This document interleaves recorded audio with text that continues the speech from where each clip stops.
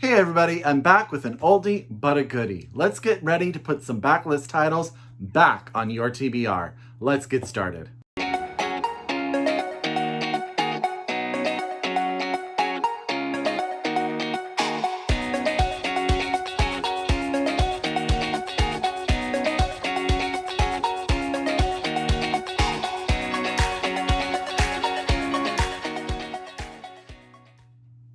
Hi everybody and welcome back to my channel. It's Russell with Ink and Paper Blog. How are you guys doing today? I hope everyone is doing well, is staying safe, is not too stir crazy being in their houses. This is the only time I really regret that I live in a condo complex sort of in the middle of downtown because there is not a whole lot of space for us to easily just get out and walk to. And I do miss the outdoors. I miss my friends, something fierce. But I have to say that this has instituted a lot of FaceTime and Skype, Zoom type meetings with my friends across the United States that I didn't do before. So I have to say that that is a real bright side, that I have seen and actually talked to my friends face to face more since I've been sort of sequestered at home. So I have to say that that is very lovely. But I have to also say that it has been hard to read. Like, it is just a difficult time to sort of put my mind anywhere specific. Lots of empty television, totally obsessed and just finished The Tiger King. I know that's everywhere on Twitter. Yeah, it was as crazy as everyone says, and I believe thoroughly worth the viewing. I am reading, just slower than my normal pace. I just think this year has not been a great speed reading year for me, but I have read some really great books. I have also noticed that it is very difficult to sort of figure out how I'm going to create new content. You know, I talk a lot about books that have come in, new books, I go shopping. It's pretty much, you know, all of the publishers are working from home. They're not shipping books, so new books are hard to get a hold of. Add on to that, I can't really go to the bookstore. I am ordering books online from my local independent bookstores, but they are taking time to get here. And I can't, you know, I'm not ordering in big bulk because I'm trying to stay fiscally aware. And so there's a lot of all sorts of stuff going on in the world. And, but I have to say BookTube and all of the community have just really done a great job of coming together. And yeah, I love it here. And I'm hoping that I can create some new fun stuff, go back to some old stuff that you guys will like. So I used to do these videos called 5 backlist titles that you may have missed. So today I'm actually going to do 10 backlist titles. 5 of them I've read and 5 of them are sitting on my TBR. So the 5 I read I can highly recommend, and then the 5 that are on my TBR I want you guys to really sort of inspire me to pick them up. So let's get started. As always, get out your pen, get out your paper, get out your Goodreads, however you keep track of your TBR. If you are so able to order one of these books from your local independent bookstore, now is the time. I have gotten a resounding yes that libraries' electronic catalogs are still open and you can get digital content. So if you are an e-reader or even an audiobook listener, I have heard that libraries are still really beefing up that contact, which is really great to hear. So let's get started. I put these in the orders. They're separated into the 5 sections and then just alphabetized by author. The first book is probably the most talked about book that I'm going to talk about today. And this was because it got huge recognition when it came out. I think it was shortlisted for the Man Booker. But it's a book that when I talk to my fellow readers, not everyone read. So I want to put it back on your radar. And that is Exit West by Mohsin Hamid. And this book came out a few years ago now, I want to say. How many years? Let's see. This came out in 2017, 3 years ago. I have been doing BookTube for 3 years. That is crazy. Exit West is the story of a couple that meet in their home country and a civil war occurs and they wind up fleeing through these doors they find as they continue to proceed west to find a new sense of home and a new sense of who they are. And as they are proceeding west and sort of we're getting an idea of the immigration story and the people who are involved in that story, we're also getting a very telling and very real portrait of a relationship that starts in one direction and heads in another direction. I think this is a really important book, especially right now as we're sort of really coming to identify with what the sense of home means to everybody. I think sometimes we take our idea of home or our homes in of themselves for granted. And this book really puts into perspective that idea of that your home can be taken away. And then as you're progressing, trying to find a new home, that you create and lose relationships. I love this book. I think it's brilliant. I believe it deserved all of the acclaim that it got. And that is Exit West by Mohsin Hamid. Okay, I'm going to try to create a pile down here and stuff. The next book is a book, and I just knocked over a whole stack of books. What am I doing here? Hold on. Goodness gracious. You know, you guys, I'm not an editor, so I'm not going to edit that out of this video, but I'm going to say accidents happen. The next book is actually from my friends over at Europa, and that is Iwaki Key's Farewell My Orange. This was the winner of the Oi Kenzaburo Prize. And so the author of this book was born in Japan but lives in Australia. And it is translated from the Japanese by Meredith McKinney. And it is the story of two different women. One is a young woman from Nigeria that comes to Australia. She doesn't know the language and she's taking English classes at night and trying just to support her family.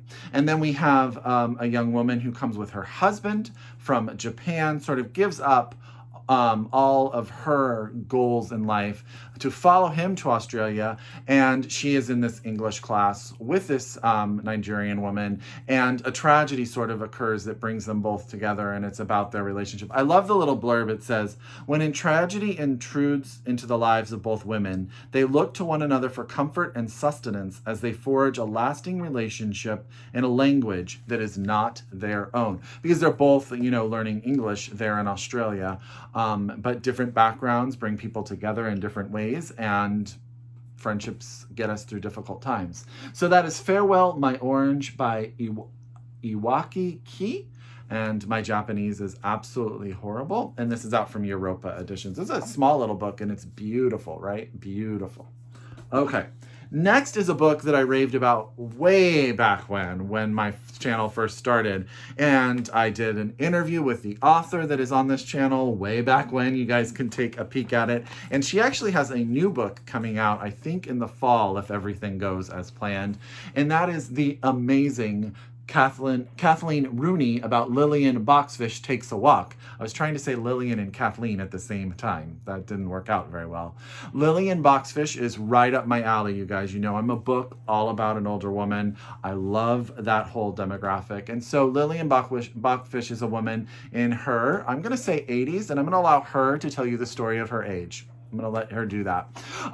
What she has done, it's New Year's Eve, and she has decided to leave her New York City apartment in the 80s, and she is going to take a walk. And it is a walk with a very specific idea in mind. She is going to celebrate New Year's Eve at a certain place. She's going to go to certain places.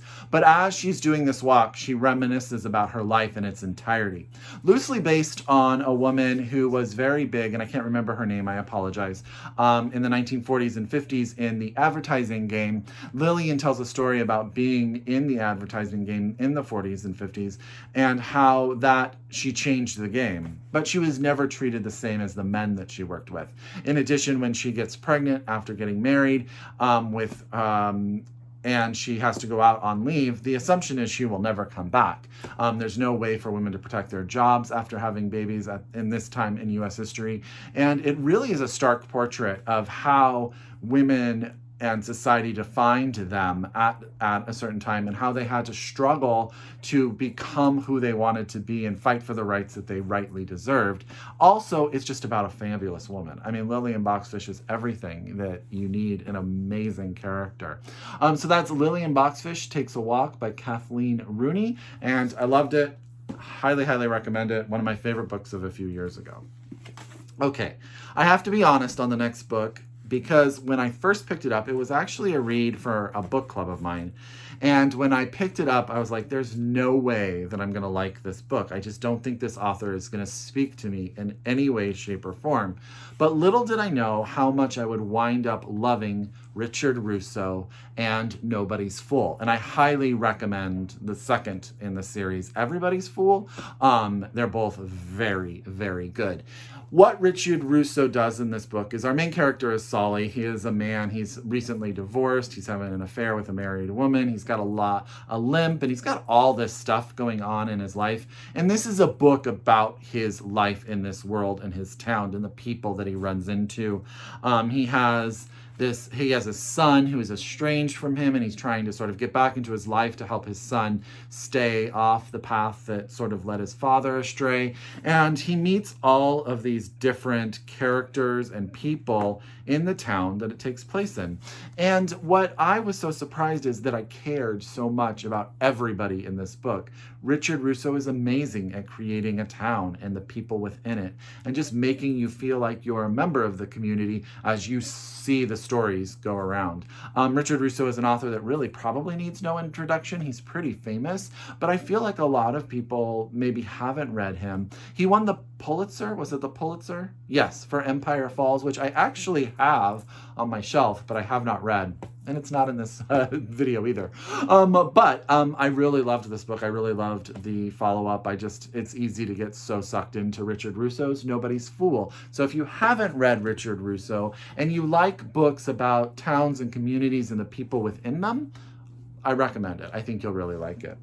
Next up on the list is a graphic novel, a short little graphic novel, and that's Everyone's an Aliebn When You're an Aliebn Too by Jomny Sun. This is a charming little graphic novel about an alien that comes to Earth to learn about us as people and the people there on Earth. And he falls in love with Earth. And you find out some stuff about Earth as you go along, that why Earth is as great for him as it is because he meets the trees and the animals, and he just really falls in love with the sense of our world. There's like a certain sense of hope and charm to this book. Really loved it. So that is Everyone's an Alien When You're an Alien Too by Jomny Sun. Highly, highly recommend. It's not a fast read. I mean, it's not a long read. It's not a read, but it's a great read, maybe to just like snuggle up with your kids.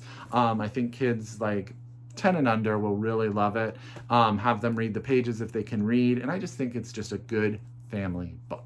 Okay, now let's get into the 5 books that are from my TBR backlist books that I've been meaning to read. The first is Pages of You by Sylvia Brownrigg. This was actually sent to me by Simon over at Savage Reads. He got it signed for me by the author and sent it to me. And it has been sitting on my shelf, and I have wanted to read it. This is the story of 2 young women that meet in college, and the story of their life and their relationship, I should say that. They fall in love and all of that sort of stuff. I don't want to know too much about it because I feel like when it's a story about a relationship, the less you know going into the book, the better it is, because nothing can be spoiled. Their relationship is as new to them as it will to be to you as the reader. So there is a sequel to this as well. So this is Pages for You by Sylvia Brownrigg, and you guys can get this now in the US too. Okay, next is a book I picked up because it was highly, highly raved by Garth Greenwell, who you guys know I read Cleanness this year and absolutely loved it. And that's The Unpassing, a novel by Chia-Chia Lin, and I'm going to hold that up there because that cover is gorgeous. I don't know as much. This is a debut novel. So this is a Taiwanese immigrant family of 6 struggling to make ends meet on the outskirts of Anchorage, Alaska. The father, hardworking but beaten down, is employed as a plumber and contractor, while the loving, strong-willed, unpredictable, emotional mother holds the house together. When 10-year-old Gavin contracts meningitis at school, he falls into a deep, nearly fatal coma. He wakes a week later to learn that his younger sister, Ruby, was infected as well, but she did not survive. Routine takes over for the grieving family while the siblings care for one another as they befriend the neighborhood children and explore the surrounding woods, while distance grows between the parents as each deals with the loss alone. When the father, increasingly guilt-ridden after Ruby's death, is sued over an improperly installed water well that gravely harms the little boy, the chaos that follows unearths what really happened to Ruby. So that is The Unpassing by Chia-Chia Lin. And yeah, that sounds really good. It sounds like it may be a tough read, but I hear that it is beautifully written. The next book on the list is The Last Watchman of Old Cairo by Michael David Lucas. I'm not going to read the blurb to you on this one. This is what I'm going to say. This is about Joseph. He is a literature major at Berkeley, right up the street from me. And he is half Jewish, half Muslim. And what happens is one day this package arrives on his doorstep, and it starts an adventure for him to learn how his two families came together. Now, I know that there's a whole thing about this old library and old Cairo and all that. I don't want to know anymore because I want to go on the adventure with Joseph as he learns about his family and his people. And I think there's a certain charm to going on that adventure. It sort of has a reminiscence of Shadow in the Wind by Carlos Ruiz Zafran. Was that its name? Sort of feels that feel to me, but I think it sounds really fun and really cool. So that's The Last Watchman of Old Cairo by Michael David Lucas. He is local to me. He lives in Oakland, and he went to Berkeley. So yeah, cutie patootie. Okay, last two books. One is by an author of one of my favorite books from last year. Was it last year or the year before? I can't even remember.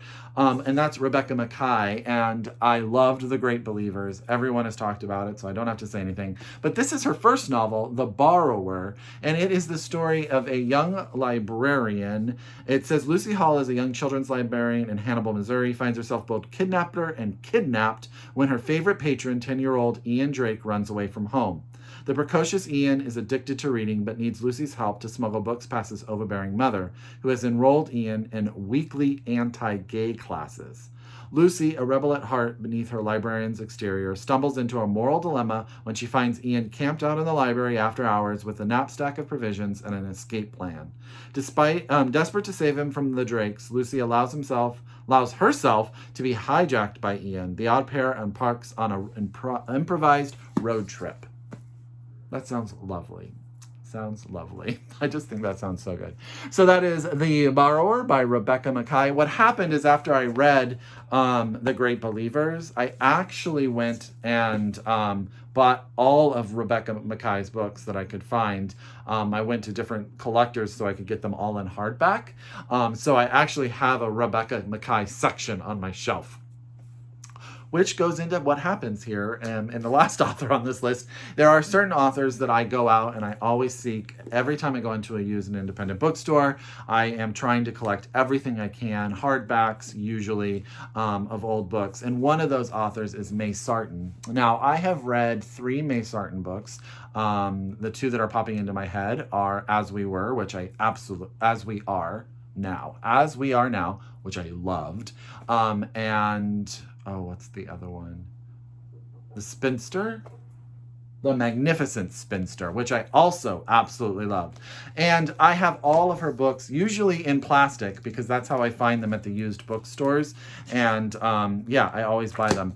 But this is the story this is called Crucial Conversations by May Sarton, told through a series of vivid personal confrontations, a novel about a woman who explodes out of a suffocating marriage. And that is exactly what this is. This is a book of conversations that explain how the main character decides to leave her husband of 30 years, I believe. It doesn't say long-term marriage, but it is about her making that decision and the reason why she makes that decision.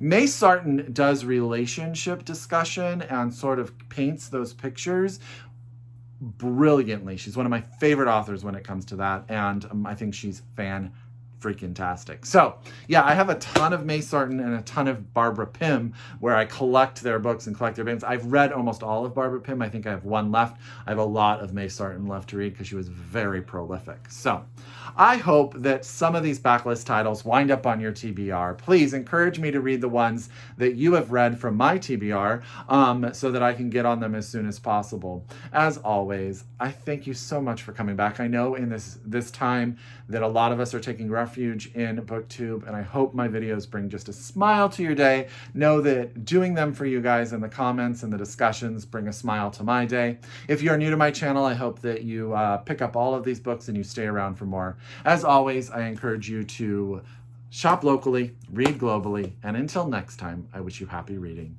Bye!